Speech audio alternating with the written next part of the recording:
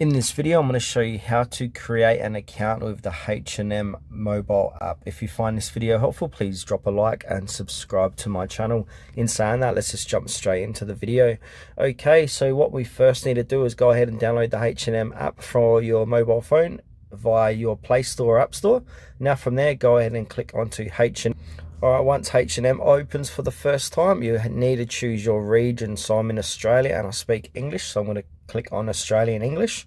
If you're from a different location, choose accordingly. Then from here, you'll say before you start shopping, so you need to accept all the cookies, so give that a read. And also another pop-up will appear which will say get notifications about the things you love. So basically this allows H&M to tell you about the latest drop sales and offers and future offers. So I'm going to click on no thanks, I don't need to know about that. Then from here you'll be brought to the home page of H&M. So from here we need to click onto the user profile icon. It's located top right hand corner of the page, and then it'll say sign in.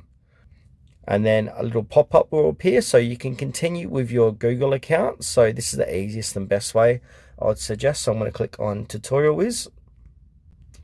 Sorry, that's to sign you in. So after that, click on become a member. So you need to become a member to sign before you can sign in.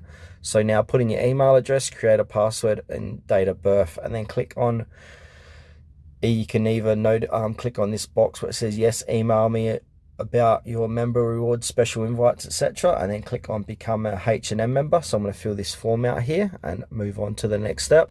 All right, once you filled out the form, go ahead and click on become an H&M member. All right, I thought that might have been the case, so I've already created an account here in the past. So yeah, this is just to show you how to do it. So I'm going to go back and then sign in. So now I'm going to put my password in. Now I'm going to click on sign in. Yeah, so that's basically how to create an account with H&M.